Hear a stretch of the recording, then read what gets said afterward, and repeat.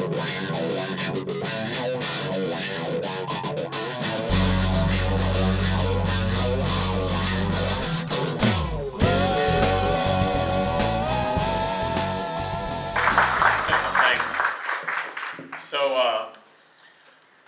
an entrepreneur. I've been an entrepreneur my entire life. I started a one-person handyman operation in Albuquerque in 1974, me.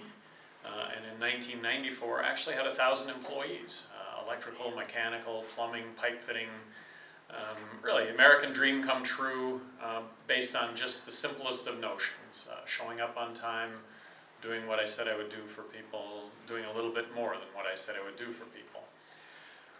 It was not a plus to be in business as governor of New Mexico, so in 1999 I sold that business. Nobody lost their job and business is doing better than ever. I view my venture into politics as entrepreneurial. I had never been involved in politics prior to running for governor of New Mexico. I went and I introduced myself to the Republican Party a couple of weeks before I announced, and what they said was, "We like you, we like what you've got to say, but you need to know that you'll never get elected. It's not possible to come from completely outside of politics and get elected governor in a state that's 2-to-1 Democrat, New Mexico." Well, I got elected, and why did that happen? Well, I'd like to think it had to do with what I was saying, and that was that I was going to bring a common sense business approach to state government, that everything was going to be a cost-benefit analysis. What are we spending and what are we getting for our money? And that it would be issues first and politics last. I got elected. One of the things that I got known for as governor of New Mexico is I did veto 750 bills while I was governor of New Mexico. I had thousands of line item vetoes. I took line item veto to a new art form. And what I did is, you know, I looked at all this legislation from the standpoint of how it affected people's lives. I mean, was it actually going to affect people's lives or not? And for the most part, I said no to a lot of this legislation, that, gee, we don't need to be spending money. We don't need to be growing government. Yes, the issue's a concern, but this really isn't going to make a difference in anyone's lives, and it's just going to cost us a whole lot more money. And I always viewed the legislation from my standpoint, too, you know, quadrupling speeding fines in construction zones. Well, you know, in construction zones, when it's 45 miles an hour and there's actual construction going on, that's one thing. But the fact is you go through the construction zone at 2 o'clock in the morning, nobody's there, and you can go through at 75 miles an hour, and I didn't want to be subject to a quadruple fine, because that's what I do, is I drive through that 75 miles an hour. Only 2 of the vetoes were overridden, so it really ended up making a difference in the state of New Mexico. And you all know that legislators will legislate anything, right? I mean, anything in the name of health and safety and the children. A young man hurts his head pole vaulting in northern New Mexico. Well, the next thing you know, I have a piece of legislation on my desk making helmets for pole vaulters mandatory. I pole vaulted in high school. I thought that it should be a choice, and I wouldn't have wanted to wear a helmet. I never did hit my head, but for some, maybe that would work out, but I just didn't want to sign that into legislation. My favorite bill that I vetoed, and by the way, of all these bills that I vetoed, I vetoed 750 bills. The state is 2-to-1 Democrat.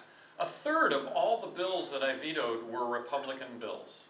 Because, surprise, Republicans grow government just like Democrats. They do, you know. So my favorite bill that I vetoed was a Republican bill that, but for my signature, would have been law in New Mexico. It was a dog and cat exercise bill. It required pet stores to exercise their dogs and cats 2 hours a day, 3 times a week. And I don't know about you, but I think that's a really good idea. I mean, I think it's a terrific idea. It's where I'd like to buy my dogs and cats, is in a pet store that advertises we exercise our dogs and cats 2 hours a day, 3 times a week. But if I would have signed that into law, the next thing I would have had to have done was funded the dog and cat exercise police. So, talking about the vetoes, I got elected. I vetoed all these bills, and again, 750 bills were the bills over the course of an 8-year period. But I think most significant was that I got reelected in a state that was 2-to-1 Democrat, really pointing out that this was really about good stewardship of tax dollars, and that people saw that and they recognized it, and I got reelected. I took on the debate, I took on the discussion on every one of these single bills that, according to the legislature, was absolutely essential for the health and safety and well-being of New Mexicans. Another thing that I got known for nationally was my advocacy of school choice. Of all 50 governors, I was more outspoken than any governor in the country regarding school choice. I believe in free markets. Imagine educational entrepreneurs in this country unleashed on our educational system to deliver better products, better services at lower prices. To me, this is an exciting notion and would make a huge difference in public education. So in New Mexico, for 6 straight years, I proposed that every single student in the state get a voucher, came up with a system whereby we would bring competition to public education. Now, it didn't go anywhere, but I took on that debate, and to this day, I believe that is an exciting notion. I don't know why we can't make K through 12 the same as higher education, which I would argue is just simply a form of choice.